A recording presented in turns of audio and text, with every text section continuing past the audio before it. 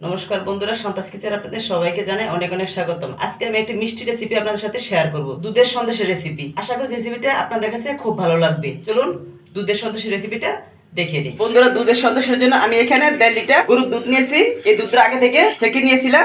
এখন কড়াইতে দিয়ে চুলায় বসিয়ে দিয়েছি। 14 থেকে 15 মিনিট চুলাটা সাইডে রেখে দুধটা বলক তুলে নিব এবং অনবরত নেড়ে যেতে হবে। দুধটা যাতে নিচে লেগে না যায় সেদিকে খেয়াল রাখতে হবে। দুধটা নেড়ে নেড়ে ঘন করতে হবে। আমরা দুধের সন্দেশ অনেকে পছন্দ করি, কিন্তু পারফেক্টভাবে দুধের সন্দেশ তৈরি করতে পারি না।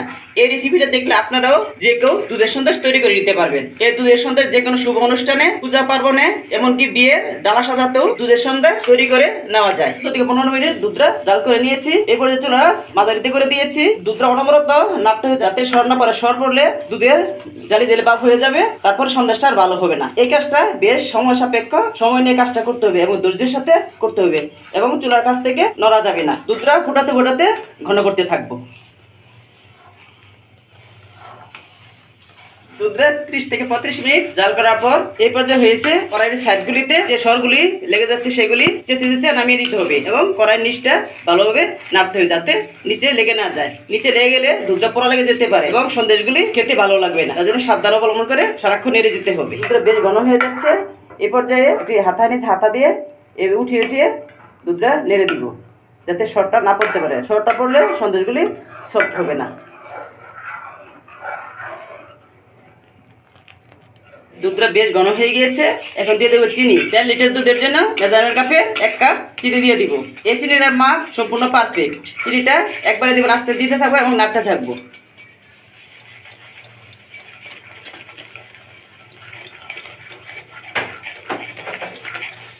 চিনিটা দেওয়ার পর দুধটা কিছুটা পাতলা হয়ে যাবে। এখন আবারও অনবরত নেড়ে নেড়ে দুধটা ঘন করে নিব। চিনিটা বেশি দিলে সন্দেশ মধ্যে চিনির দানা দানা ভাব থেকে যায়। তার জন্য মেজারমেন্ট কাপে মেপে চিনিটা দিয়ে দিবেন, তবে সন্দেশটা পারফেক্টভাবে হবে। এই পর্যায়ে চুলাটা ভিডিওটি লতে করে দিয়ে অনবরত নাড়তে থাকবো এবং এই কিনারগুলি খুন্তি দিয়ে চেঁচে চেঁচে এভাবে নামিয়ে দিব। সাবধানে নাড়তে হবে যাতে চিটে গায়ে না আসে।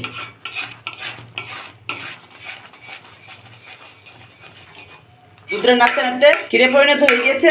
আরও 5 থেকে 6 মিনিট অনবরত নেড়ে চেড়ে আরও ঘন করে নিব।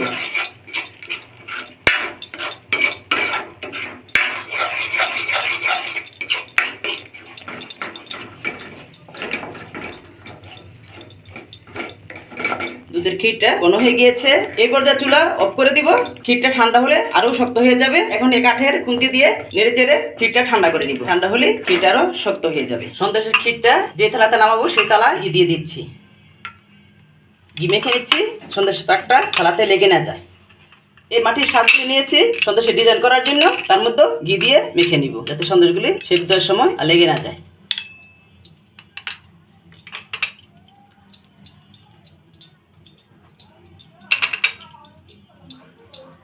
আপনাদের কাছে যদি এরকম সাজ না থাকে তাহলে আপনারা হাতেও ডিজাইন করে দিতে পারে। এখন সন্দেশের পাকটা এই থালাতে নামিয়ে নিব।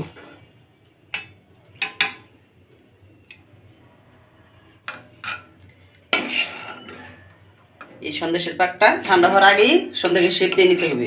যদি ঠান্ডা হয়ে যায় তাহলে পাকটা শক্ত হয়ে যাবে এবং শেপ দেওয়া যাবে না। গরম থাকতে থাকতে সন্দেশের শেপটা দিয়ে নিতে হবে। দুধের সন্দেশের পাকটা হতে আমার 1 ঘন্টা 5 মিনিট সময় লেগেছে। আপনাদের কম বেশি লাগতে পারে, এটা চুলার আঁচের উপর নির্ভর করে। এখন হাতে একটু ঘি মেখে নিব। এই সন্দেশের পাকটা একটু মেখে নিব। এখন গরম আছে।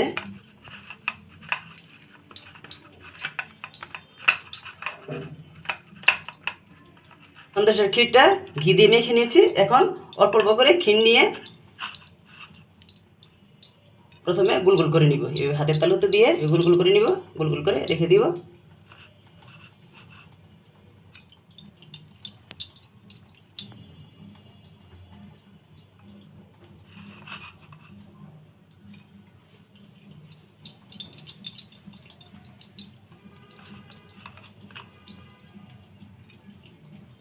প্রথমে গোল গোল করে নিয়েছি, এখন সাঁচে করে শেপ দিয়ে নিব। এই গোলাটা সাঁচের উপরে বসিয়ে দিব। এই আঙুল দিয়ে চেপে চেপে ছড়িয়ে দিব। হাতে তালু দিয়ে চাপ দিয়ে দিব যাতে সাঁচের ডিজাইনটা সন্দেশে লাগে। এইভাবে টেনে উঠিয়ে নিব। একটা ডিজাইন হয়ে গেছে, এখন এই প্লেটে রেখে দেব। আর একটা ডিজাইন করে নিচ্ছি, আবারও এভাবে সাঁচের উপর বসিয়ে দিয়েছি। গোলাটা এখানে আঙুল দিয়ে চেপে চেপে আবারও হাত দিয়ে উঠিয়ে নিব। আর একটা ডিজাইন হয়ে গিয়েছে।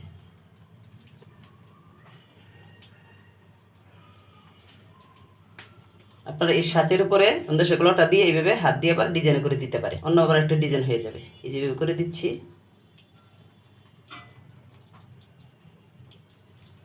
এখন সাঁচ থেকে উঠিয়ে নেব। প্রত্যেকটা সাঁচের উপরে একটা করে গোলা উঠিয়ে এইভাবে সন্দেশের শেপ দিয়ে নিব। যে আর একটু হয়ে গেছে, এখন উঠিয়ে নিচ্ছি।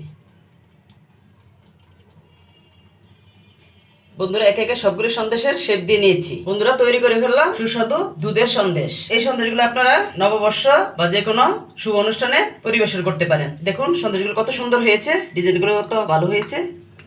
দেখুন একটি সন্দেশ ভেঙে দেখাচ্ছি। দেখুন কত সুন্দর হয়েছে।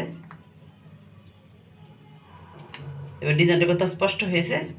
বন্ধুরা আশা করছি রেসিপিটা আপনাদের কাছে খুব ভালো লেগেছে। যদি ভালো লাগে তো আমার চ্যানেলটি সাবস্ক্রাইব করে বেল আইকন ক্লিক করে দিবেন, লাইক কমেন্ট শেয়ার করে দিবেন। ফিরে আসছি অন্য কোনো রেসিপি নিয়ে। সেই পর্যন্ত সুস্থ থাকুন, ভালো থাকুন, ধন্যবাদ।